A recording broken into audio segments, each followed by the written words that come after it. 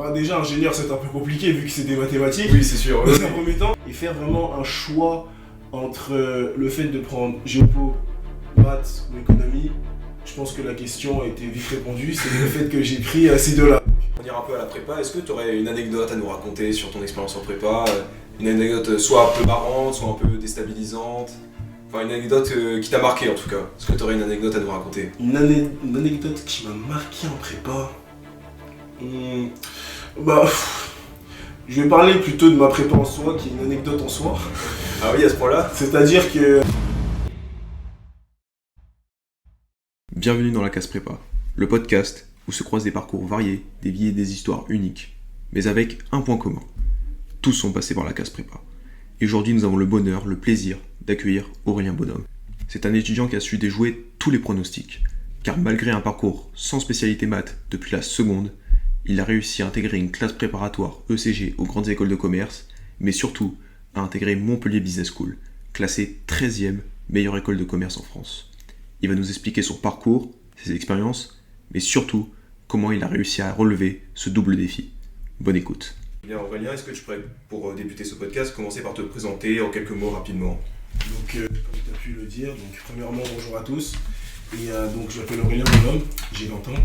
Et donc aujourd'hui, comme tu as pu le dire, le constater également, j'ai intégré donc une école de commerce, donc Montpellier Business School, MBS, donc, sans avoir fait donc, de spécialité mathématiques au lycée. C'est-à-dire que j'ai arrêté les mathématiques à la classe de seconde, c'est-à-dire que j'ai pris finalement les spécialités SES et AGGSP, donc géopolitique, sans avoir vraiment pris de mathématiques, c'est-à-dire même en option maths, je n'ai pas pris cela. Du coup, depuis la seconde, t'as fait aucun exercice de maths, t'as pas fait du tout la spécialité, ni même l'option maths complémentaire. Non, j'ai rien fait de tout cela. Ok.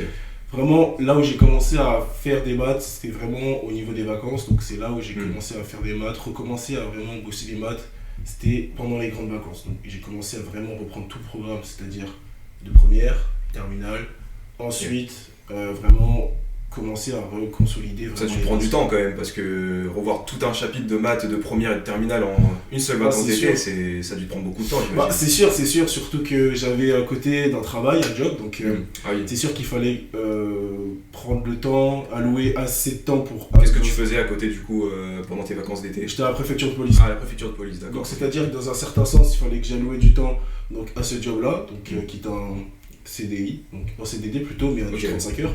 Oui, et dans un certain temps, donc, les exercices de maths, rattraper les différents programmes, c'est-à-dire de première et de terminale. Bon, aujourd'hui, on a pu le constater, donc par rapport à ce qui se passe, donc j'ai intégré quand même une école malgré cette particularité de mon parcours. C'est plutôt atypique parce que rentrer en prépa ECG sans avoir fait de maths, normalement sur Parcoursup, aucun candidat serait accepté. C'est ça. C'est pour ça que c'est assez atypique. C'est ça. Donc malgré le fait que j'ai pas eu cette spécialité, j'ai quand même pu intégrer une école, donc qui est en plus une plutôt bonne école. Et quand tu étais encore au lycée, tu t'imaginais en prépa ou surtout sans la spécialité maths, ou est-ce que tu te dirigeais plutôt d'autres formations type ingénieur, médecine? Bah déjà ingénieur c'est un peu compliqué vu que c'est des mathématiques. Oui, c'est sûr. Dans un premier temps. C'est vrai que j'y ai pas pensé. Mais sinon... Mais t'avais pris par exemple AGGSP, t'aurais pu aller à Sciences Po par exemple, t'aurais pu aller à la Sorbonne étudier de l'histoire, ou continuer tes études en économie à Panthéon-Assas par exemple, tu sais jamais diriger vers ces... C'est sûr, oui, j'aurais pu prendre ces formations-là, donc j'ai mis donc, sur Parcoursup plusieurs types de ces formations-là. Finalement, qu'est-ce qui a fait en sorte que je puisse aller en classe préparatoire? Premièrement, une opportunité, donc qu'une classe préparatoire privée a pu me prendre dans un premier temps. D'accord. Deuxième temps, avec un peu plus de recherche sur la formation que je voulais réellement avoir, donc réellement aller dans une école de commerce afin de pouvoir vraiment étudier donc, tout ce qui était au niveau de la finance, au niveau également de pouvoir peut-être partir à l'international après mes études, étudier tu vas avoir une carrière internationale si je comprends bien à l'heure actuelle. Pourquoi pas. Okay. Mais surtout en fait le fait qu'on puisse avoir grâce à une école de commerce vraiment un grand panel de possibilités, c'est-à-dire au niveau du travail, en marketing, en communication, en finance, ou bien que ça soit au niveau à l'international même, parce que en général l'école de commerce c'est vraiment une formation où il y a énormément de personnes avec des débouchés, on peut partir donc à l'international. Donc c'est pour ça C'est sûr. que j'ai choisi une classe préparatoire. Et du coup, ce qui t'a poussé concrètement à arrêter les maths en seconde et tu n'as pas eu des doutes sur le fait que cela pourrait te fermer des portes par la suite Donc c'est vrai que on vient donc de la réforme de 2022, donc du Oui. nouveau baccalauréat. que Donc, j'ai suivi aussi, effectivement. c'est ça. Donc c'est-à-dire que dans un certain sens, je savais pas toutes les conséquences que ça aurait pu avoir sur un court, moyen, long terme, Oui, dans un premier temps. Mais également dans un second temps, c'est le fait que j'avais également d'autres matières que j'appréciais énormément, c'est-à-dire la géopolitique. c'est plus par affinité du coup que tu as décidé de te pencher vers d'autres matières du coup. C'est exactement Ok, ça. en premier lieu, oui. Donc au niveau de la géopolitique et également au niveau de l'économie. Donc l'économie qui est une matière qui m'intéresse fortement, telle que la géopolitique. Et faire vraiment un choix entre le fait de prendre géopo, maths ou économie, je pense que la question a été vite répondue. C'est le fait que j'ai pris ces deux-là. Donc, Ok. qui étaient vraiment des matières qui étaient vraiment très très enrichissantes, en tout cas pour mon profil. Et du coup, au cours de ton expérience en prépa, est-ce que tu as ressenti le fait le fait que tu n'aies pas pris la spécialité maths? Est-ce que ça t'a vraiment beaucoup pénalisé au cours de ton Donc parcours? c'est vrai qu'au début ça m'a plutôt pénalisé parce qu'au début c'était vraiment des DS, donc des DST, bref, des voix sur table, Oui, c'est sûr. qui étaient au début généralistes, donc c'est-à-dire qu'on allait revoir toutes les bases, c'était surtout des DS pour voir quel est notre niveau sur le moment T en Oui, mathématiques. surtout qu'au début, c'est plutôt de la révision de première, terminale. C'est exactement ça. C'est ça, on voit un peu les bases, oui. Donc, dans un premier temps. Et donc c'est-à-dire qu'au début, franchement, c'était un peu compliqué, ce qui était tout à fait logique et normal. Ouais, c'est sûr. Mais au fur et à mesure, à force de travail, à force de persévérance, les notes commençaient à suivre, à commencer à progresser. Ok. Les automatismes commençaient à revenir, en colle également. Et tu sentais que ça arrivait vers quelle période, cette amélioration en maths? À quel moment tu t'es senti à l'aise avec cette matière au final? Donc en réalité, c'était pas forcément une matière forte. Hmm. Donc on va pas se mentir, franchement, c'était pas forcément une matière forte puisque j'ai quand même eu des retards Oui, c'est sûr. au fur et à mesure Ok. de mes 2 années. Mais en tout cas, au niveau des automatismes que je prenais, au niveau des matières, au niveau des notes qui pouvaient être de plus en plus concluantes, des meilleures notes, c'était, on va dire, au fur et à mesure de l'année. C'est-à-dire qu'au début, les notes ne décollaient pas, c'est comme une petite courbe exponentielle. À force de travail, à force d'acharnement sur une matière, à force d'acharnement là-dessus, les notes commençaient à donc tout doucement s'envoler. Mais au tout départ, il y a vraiment un moment où on peut vraiment pas forcément progresser. Oui. Il y a franchement un moment où on est vraiment pas bon, même si on travaille beaucoup. C'est la dure réalité de la prépa, même pour toi, c'était pour toi le cas en maths, mais pour d'autres élèves en ESH ou en philosophie, même si on se donne tous les moyens au début, on a forcément du mal à avoir des résultats sur le court terme. Il faut vraiment être patient et attendre que ça porte leurs fruits sur... Ça dépend des matières, puisque les matières, dirais-je, plutôt dissertatives comme le SH ou bien la philosophie, c'est des matières, on va dire, qui sont un peu... C'est pas de la même manière... la courbe de progression n'est pas la même. Oui, je vois ce que tu C'est-à-dire veux que dans un premier temps, ces matières-là sont des matières un peu moins sûres, entre guillemets, car si c'est sur un domaine, comme par exemple en philosophie, si c'est sur un sujet que tu as moins maîtrisé, que tu maîtrises moins, eh bien franchement, c'est un peu compliqué de disserter pendant 4 heures là-dessus, quoi. C'est sûr. Oui. Mais c'est sûr que dans un second temps, c'est des matières où il faut vraiment apprendre la méthodologie et ensuite commencer à réellement apprendre tous les pans et tous les champs des possibles de tous les sujets qu'on peut avoir dans ces matières-là, donc en ESH ou bien en philo. Comme par exemple ce qui est tombé aujourd'hui, ce qui est tombé donc au concours, par exemple à HEC par rapport c'était un politique fiscale. Alors HEC c'était, alors si je m'en souviens bien, c'était comment et pourquoi évalue-t-on, pourquoi et comment évaluer les politiques publiques. Les politiques publiques plutôt. Donc c'était un sujet qui regroupait de chapitres des années, donc oui c'est sûr que... Donc c'est ça, dans un certain sens, on a beau travailler énormément cette matière, oui. Mais si on tombe sur un pan du chapitre ou un pan de la matière où on maîtrise un peu moins, ça va être un peu plus compliqué de disserter. Tandis que les maths, là, c'est au niveau des automatismes. On a travaillé énormément, par exemple. Surtout qu'il y a des exercices types qui reviennent C'est souvent. exactement ça, des exercices types qui reviennent. Il y aura forcément des intégrales, par exemple. Il y aura forcément... en Mathédec, par exemple. C'est ça, il y aura forcément des matrices. Oui. Donc franchement, c'est au niveau des automatismes. Et donc c'est-à-dire qu'à force de travailler là-dessus, à force de se dire que tac, on a déjà vu ce cas-là, et ben maintenant je sais le traiter, maintenant c'est bon, je sais le traiter, maintenant on va essayer de traiter des cas un peu plus complexes, qu'on pourrait peut-être voir dans d'autres questions, et au fur et à mesure, on prend de plus en plus d'automatisme, et hop, tac, on arrive à traiter de plus en plus de questions, et finalement on arrive à être de plus en plus à l'aise et être meilleur en maths. Et du coup, quand tu es rentré en prépa, tu avais un objectif d'école en termes de classement, une top 3, une top 5, une top 10, ou tu rentrais plus dans une optique de découvrir la prépa, de vraiment diversifier tes compétences en maths, en géopolitique, en économie, en philosophie, ou vraiment tu voulais te dédier à la prépa pour obtenir une certaine école? Alors, dans un certain sens, j'avais deux types de prépa que je pouvais prendre. Ou la prépa plutôt littéraire, où franchement sur Parcoursup j'ai eu une prépa littéraire donc, qui était celle de mon lycée de base. Oui. Donc, de mon lycée, parce que du coup tu as eu les matières pour rentrer dans cette filière. Oui. Exactement.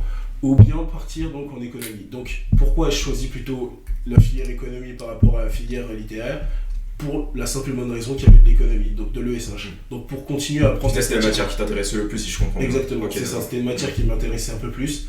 Et donc c'était vraiment dans l'optique d'apprendre un peu plus sur l'économie. Et puis au niveau des exigences des écoles, des écoles de type top 10 m'auraient été vraiment au niveau j'avais le vouloir de prendre d'avoir ce type d'école là.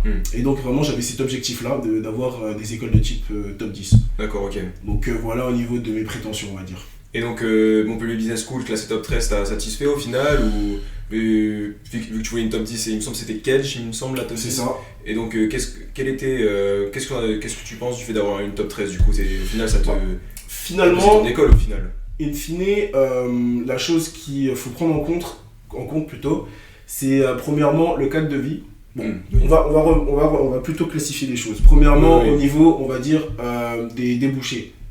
Donc, quels sont les étudiants qui sont dans tel poste, à telle entreprise? Les alumni, quels sont les alumni qui sont à tel poste et à quelle entreprise? Donc, combien y a-t-il d'alumni, par exemple, d'HEC qui sont dans des entreprises comme BlackRock, Blackstone, Goldman Sachs, ou bien d'autres types d'entreprises? Le but du jeu, c'est d'avoir un réseau d'alumni permettant d'atteindre vraiment les entreprises que l'on veut. Ça, c'est la première chose. Mais sinon, à part le fait d'avoir cette chose-là, donc avoir un diplôme qui soit de plus en plus, on va dire, qualitatif, permettant d'accéder à de meilleures entreprises, il y a le fait aussi d'avoir des cours de qualité, ce qui est tout à fait normal. Le fait aussi d'avoir un cadre de vie qui soit bon. Et j'imagine qu'à Montpellier, c'est le cas. Enfin, c'est la plage, le soleil. Enfin, c'est sûr pour le. C'est un bon environnement d'étudiant, j'ai envie de dire. Oui, c'est sûr. Maintenant, pour l'été, la plage, oui. En hiver, c'est un peu plus compliqué. Mais franchement, le sud de la France, Montpellier, c'est vraiment un beau cadre de vie. Donc, franchement, il n'y a rien d'autre à dire par rapport à cela. Donc, un beau cadre avec des services qui sont très bons. Et sinon, du coup, pour rentrer plus concrètement au moment des résultats, c'était quoi ta réaction quand tu as pris ton admission à MBS? Et une école qui est justement classée 13e en France. Donc c'est vrai que, on va remettre les choses plutôt en perspective. Donc c'est pas non plus une école du top 5. Oui, c'est sûr. Donc on va remettre les choses en perspective. Donc, mais ça reste une très bonne école. Ça reste une école. Les écoles post-bac notamment. C'est sûr, ça reste une école qui est plutôt pas mal. Donc, bien sûr, c'est une école qui reste une très bonne école, une école qui est très très bonne, donc avec toutes les accréditations, qui fait partie des 1% des écoles qui sont accréditées. Bref, c'est sûr que j'étais plutôt satisfait car finalement, avec les euros que j'ai pu passer dans les autres écoles, j'ai vu que c'était une école qui avait un bon cadre de vie pour moi. Par rapport à mes plans professionnels, qui pouvait m'ouvrir les portes. Qui des outils pour ton c'est exactement ça, carrière. Donc qui disposait des bonnes portes pour moi. Après, bien sûr, il faudrait, donc avec ce genre d'école, lorsqu'on est dans une école du top 13, du top 10, si on veut viser beaucoup plus haut, il va falloir faire beaucoup plus d'efforts. Donc ça, c'est quelque chose qui est remédiable. Donc franchement, si je veux atteindre par exemple des grandes banques, donc des gros bulge brackets par exemple, en finance, il va falloir faire énormément d'efforts, beaucoup plus d'efforts. Un Master of Science par exemple dans un top 5, qui est franchement une bonne chose qui pourrait être faite. Mais franchement, au niveau de cette école-là, le cadre de vie, les opportunités qu'il peut m'offrir. Par exemple, également, le programme également, Oui, donc les spécificités d'MBS avec par exemple l'alternance qui pourrait être faite. C'est vrai qu'ils mettent beaucoup l'accent sur l'alternance, oui, C'est effectivement. exactement ça. Donc franchement, c'était des choix qui m'ont conforté là-dedans, on va dire. Et donc tes oraux sont plutôt bien passés, enfin ton expérience admissible c'est relativement bien passé si je comprends bien. Oui, franchement, ça s'est plutôt bien passé. En plus, durant les fêtes de la musique, donc franchement, il y avait une ambiance assez festive donc, dans tout Montpellier. T'as pu un peu t'imprégner de la vie étudiante. C'est ça, donc franchement, j'ai pu m'imprégner même pas que de la vie étudiante, de la ville tout court. Donc ce qui fait en sorte de voir vraiment quels sont tous les domaines, tous les atouts de la ville. Les atouts de la ville. Et franchement, c'était quelque chose que j'ai beaucoup aimé. Donc j'ai pu voir le côté, on va dire, plutôt festif. Et également, comme je suis resté d'autres jours, également j'ai pu voir le côté, on va dire, un peu plus quotidien. Les gens qui sortent, les gens qui sont... Oui, les magasins aux alentours, les boulangeries, enfin je dis n'importe quoi. Hein. Oui, les gens qui sont au travail, les gens qui...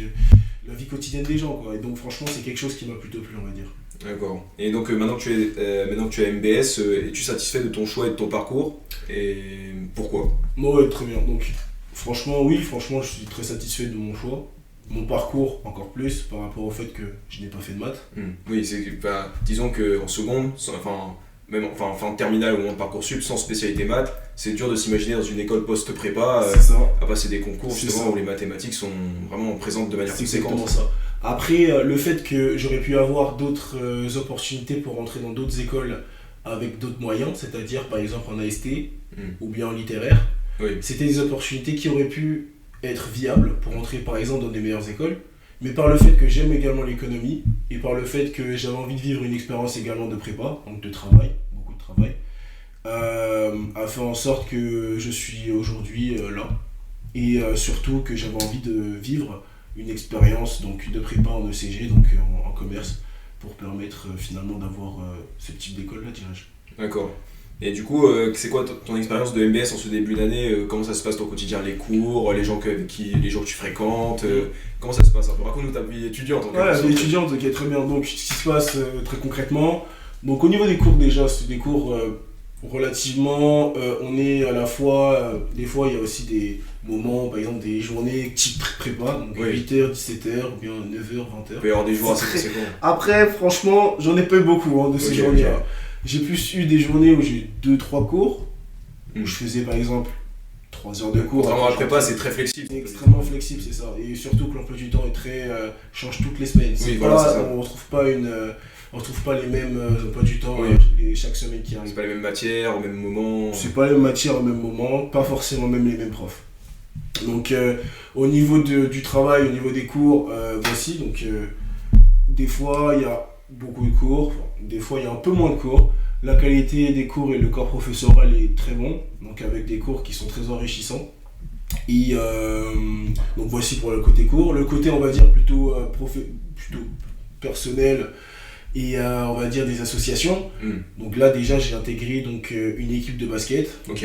Ensuite des détections, j'ai finalement été pris. Ah c'est sympa. Ok, donc t'as joué au basket et il y avait des coachs qui supervisaient c'est ça. Pour recruter des élèves. C'est exactement ça. Donc il y a eu des détections, on était une cinquantaine. Et in fine avec les deux détections, les deux passages qu'il y a eu durant les 2 jours de la détection, j'ai donc été choisi afin de pouvoir intégrer cette équipe. Donc on est passé donc, de 50 personnes à vouloir rentrer dans cette équipe à 20 personnes de l'équipe. Donc ça c'est au niveau vraiment sportif. Maintenant au niveau plus associatif, ça n'a pas réellement commencé. Enfin, certaines associations n'ont pas encore réellement commencé. Parce que il me semble qu'il y a un moment de passation parce que c'est des associations, certaines associations comme le BDS, BDE et d'autres, ou bien Ingénieur Conseil, Ingénieur Entreprise plutôt, il y a une passation entre janvier et janvier. Donc c'est-à-dire que là, il commence à avoir des premiers process afin de pouvoir entrer dans ce genre d'association, ou bien des listes qui commencent à se dessiner au fur et à mesure. Mais la passation va se faire de janvier, pour ensuite faire un mandat, entre guillemets, jusqu'à janvier prochain, suivant. Donc ça, c'est les grosses associations. Ensuite, des associations un peu plus petites, ou bien des associations un peu plus, on va dire, techniques, comme celle de finance ou d'autres.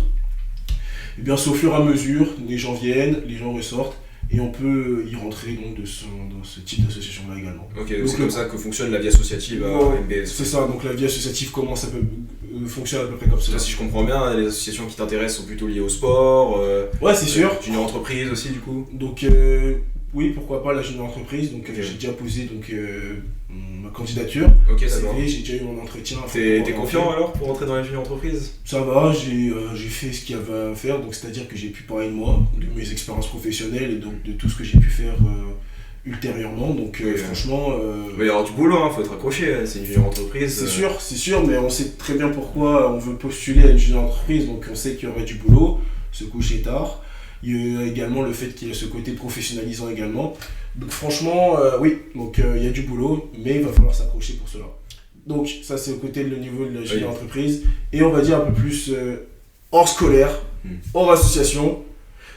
Le groupe d'amis, franchement c'est quelque chose qui se fait... Tu t'es fait un bon entourage, tu t'es oui, fait des contacts, des amis. C'est ça. Ok. Et ce qui est très bien, c'est qu'en plus... Parce que t'es arrivé tout seul à MBS, du coup il y avait personne de ta classe. Non, il n'y avait personne de ma classe, donc je suis arrivé tout seul. D'accord, ok. Mais après, étant de nature un peu plus extraverti, donc c'est-à-dire que j'ai... T'as pas d'hésitation à aller parler aux gens, Non, à des rencontres. pas grande hésitation. Ok. Et ce qui est très bien, c'est que les PGE 1, 2 et 3, eh bien on parle quasiment tous ensemble. Ah, c'est sympa. C'est quelque chose qui est très Il n'y a très pas bien. de forme de clan, Non. Tout le monde arrive à interagir avec tout le monde. Et même au niveau des bachelors également, Ok. tout le monde discute entre tout le monde.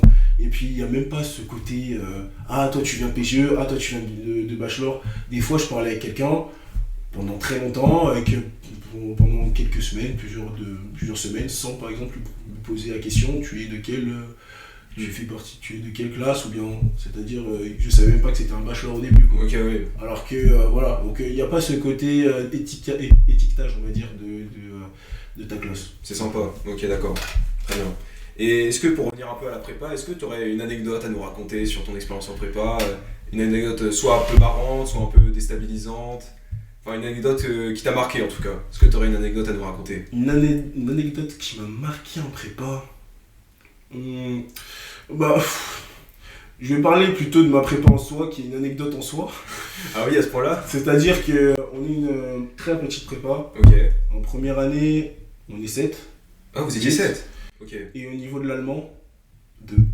Ouh, ah oui, c'était quasiment des cours particuliers. Ah à ce oui, niveau-là. franchement à ce niveau-là, ouais, c'était vraiment D'accord. un cours particulier. Ouais. Ok, ok. Donc ce qui a pu privilégier le fait qu'une certaine proximité avec les profs, ce qui est tout à fait normal, le fait qu'il y ait le fait que nos profs connaissent tous nos faiblesses, nos forces, et vont pouvoir travailler là-dessus. Est-ce comme si au final vous aviez limite un coaching C'est ça. individuel pour chaque matière au final? C'est exactement ça. Ok, oui. Donc que les profs puissent discuter, puissent nous connaître chacun, même des fois personnellement, ça se trouve, personnellement pour chacun de... Et t'as préféré cette manière de faire la prépa là en petit comité, ou t'aurais préféré être dans une plus grande classe à 40 comme dans les prépas parisiennes? Alors c'est vrai qu'être dans un petit comité, c'est sûr que ça renforce l'esprit vraiment de se dire qu'on est une petite famille, c'est sûr, et surtout qu'on a fait des voyages d'intégration. Ah oui, par exemple vous êtes En allé première année je suis allé à Amsterdam, D'accord. deuxième année à Londres. Ok. Donc, franchement, franchement, c'est des belles destinations. Ah ouais, des effectivement. super belles destinations,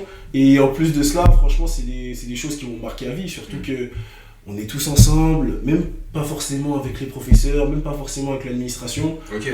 On se baladait dans la ville, Ça faisait vos que affaires. les élèves, ouais. voilà. Ouais, c'est Ou cool. bien même c'est les élèves qui faisaient en sorte de dire à l'administration on va manger à tel endroit, on va faire telle activité, Ok, ok. et ils nous laissaient franchement avoir ce côté de Vous étiez liberté. plutôt libre du coup au final. Ouais, il y avait vraiment une liberté D'accord. au niveau de cela. Donc au niveau de la question pourquoi une petite prépa, Ouais. c'est vraiment le fait de se connaître tous. Hmm. Donc on se connaît tous, le fait qu'on travaillait tous à la fin, donc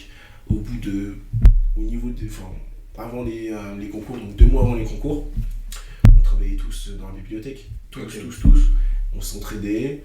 Il y avait des moments où on était tous tout seuls avec nos casques, mais franchement ouais, on s'entraidait tous finalement. Dès qu'on connaissait pas forcément une méthode, une technique ou bien une réponse, on allait voir un autre camarade qui nous aidait, ou bien même notre prof de maths directement qui prenait de son temps pour nous faire des cours, on va dire, un peu plus particuliers, ou bien c'est sympa, des aides, nous aider sur plusieurs exercices. Donc, pour vous faire avancer sur vos difficultés, vos points faibles, ok.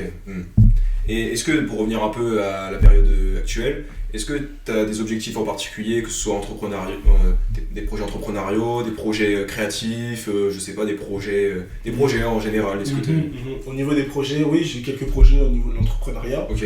Donc franchement, au niveau de, par exemple, de ce podcast-là, donc pourquoi pas faire, par exemple, de même, ou ça se trouve, en tout cas, me lancer sur le digital. Ouais, lancer dans la création de contenu. Donc, voilà, c'est ça, la création de contenu, etc. Dans un premier temps.